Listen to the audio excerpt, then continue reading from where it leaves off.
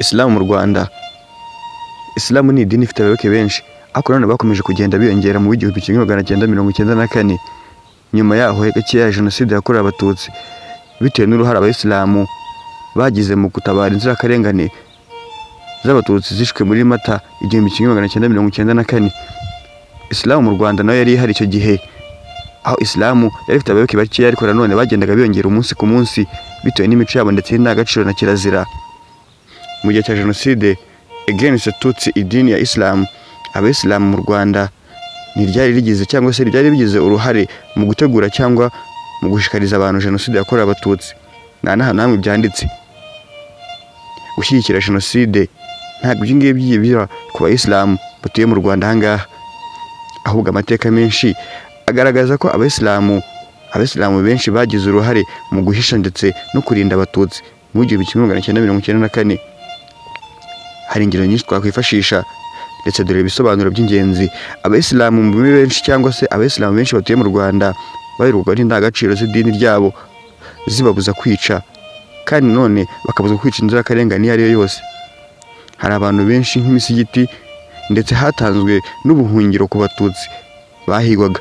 Abayobozi bamwe b'abayisilamu barimo nka Sheikh Salim Hitimana bashishikarizaga abayoboke babo kwanga jenoside ndetse no gufasha abahigwamo.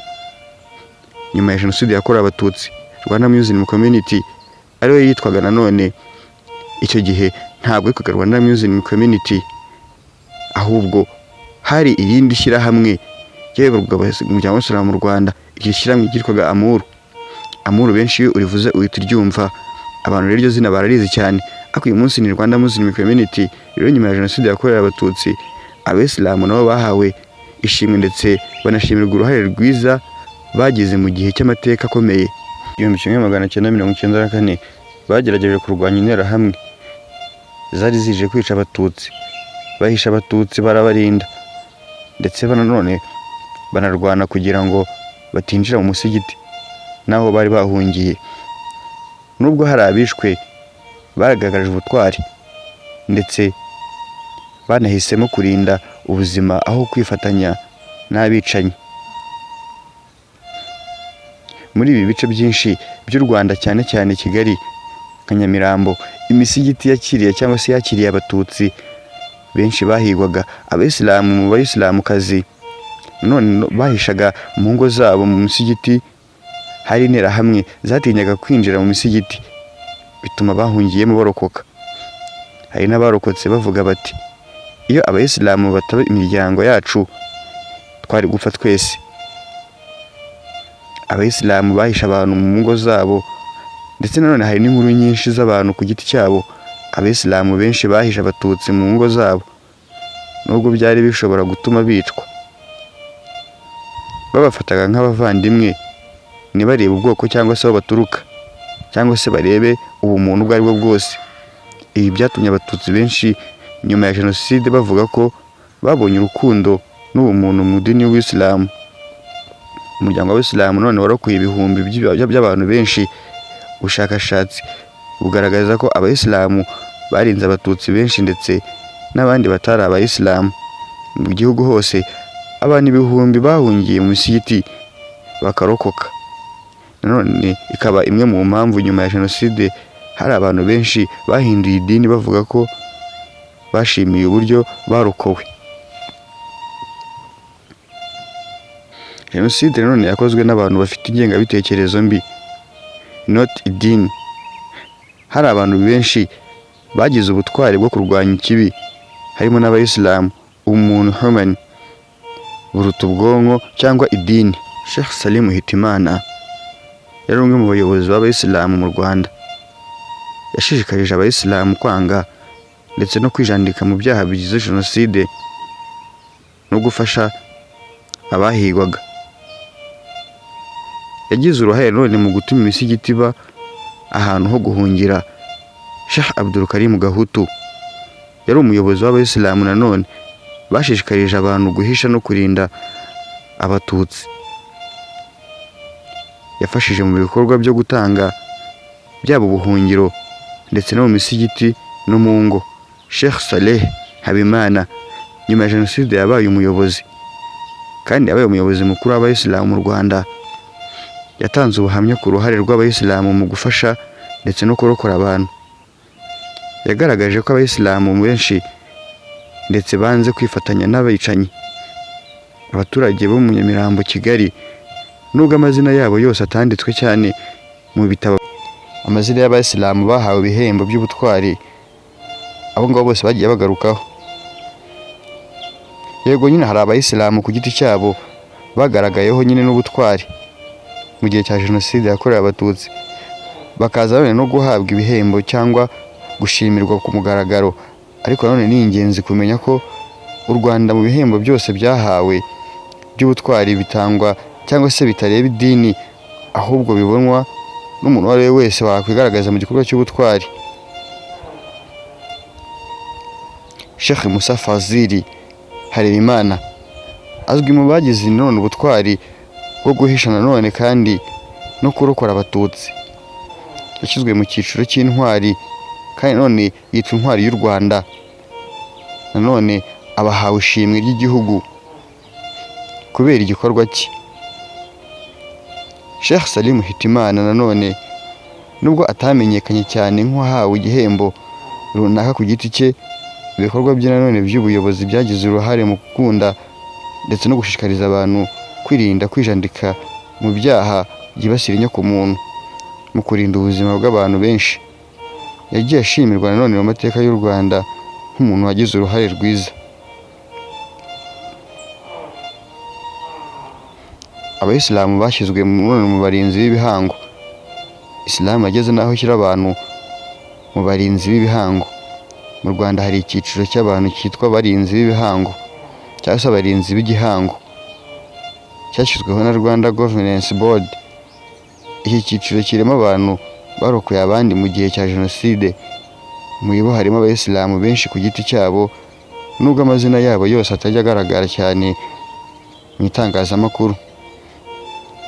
Abashimiwe n'imiryango mpuzamahanga. Hari n'abayisilamu nanone hamwe bishimira n'imiryango mpuzamahanga kubera ibikorwa byabo byo kurokora abantu, nubwo batamenyekanye cyane nka Farms Names. Ibikorwa byabo byanditswe mu bushakashatsi n'inyandiko zitandukanye. Icyitondwa ku ingenzi cyangwa se icyo wabasha kumenya kuri ino nkuru: mu Rwanda nta gihembo nanone cyihariye gihabwa abantu ndetse hashingiwe ku idini.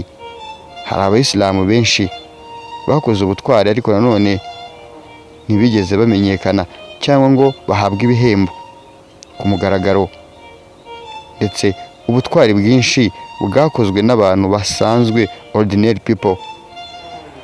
Ariko hano umwanzuro twavana muri iyi nyandiko: yego hari abayisilamu nanone bahawe ibihembo cyangwa abayisilamu bashimiwe cyane cyane mu byiciro nk'abarinzi b'ibihango,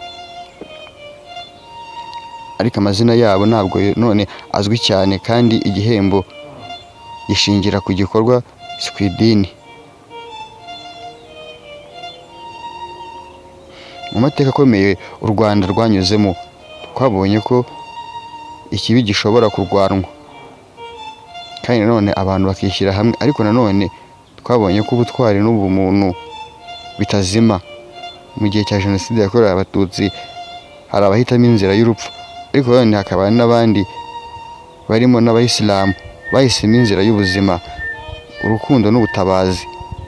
Ibi bitwigisha ko idini ubwo cyangwa inkomoko bidakwiye kudutandukanya, ahubwo dukwiye guhurira ku ndangagaciro ndetse z'ubuzima na kirazira.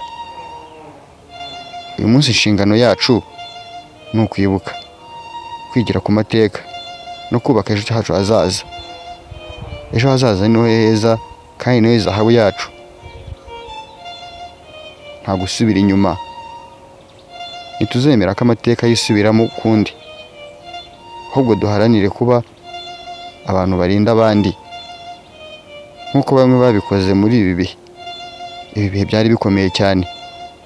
Ubutwari nyabwo si ugutsinda abandi, ni ukurinda ubuzima bwabo. Nitwa Bizimana Hussein. Ibiganiro nk'ibi ngibi bikurikira kuri Hussein w'ukuri. Umuryango umajije kwiyongera, nawe waba mu bagize umuryango w'abantu 500. ndetse ukanazisanga mu muryango w'abantu barenga 1000 n'urundi rugendo rwose tukarufatanya intambwe ku yindi muzamura ab'agaciro. Ushobora kuduha igitekerezo cyawe umanutse ahandikirwa twakwita muri comment, ndetse ukanadusangiza haba amakuru agiye atandukanye ariko nanone yafasha ikiremwa muntu. Inkuru zawe ni ingenzi, zafasha abandi.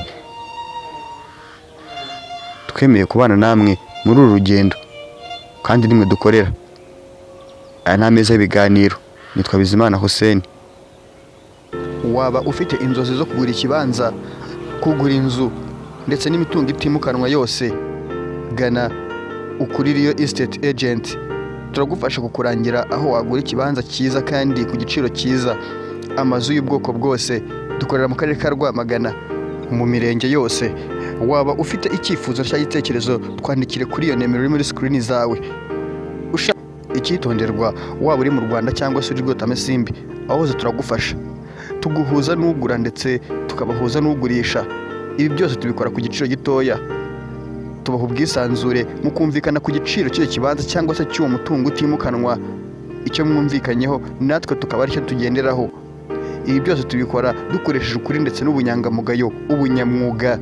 Ukuririyo Estate Agent, turahari ku bwanyu. Ngaho ni mudutume tubatumikire. Niba ufite ikibanza, inzu ugurisha, kwandikire none aha ngaha. Ntugire impungenge aho waba uri hose, twabitekerejeho. Haba i Rwotamasimbi, ubwo ndavuga aba diaspora muri rusange, tugutumikire kuko turi abanyakuri. Turabahuza n'umuguzi ndetse n'umugurisha. Hamagara izo nimero none aha ngaha. Ukuririyo Estate, turahari ku bwanyu. Watwandikira ku mbuga zacu Hussein w'ukuri kuri YouTube channel yacu, TikTok, WhatsApp ndetse na Facebook. Twitter yahindutse X, aho tuba tuhabaye, Instagram tutahibagiwe. Ibi byose tubikora ku bwanyu kandi tubikora kinyamwuga. Ukuririyo Estate Agent, big dreams in world.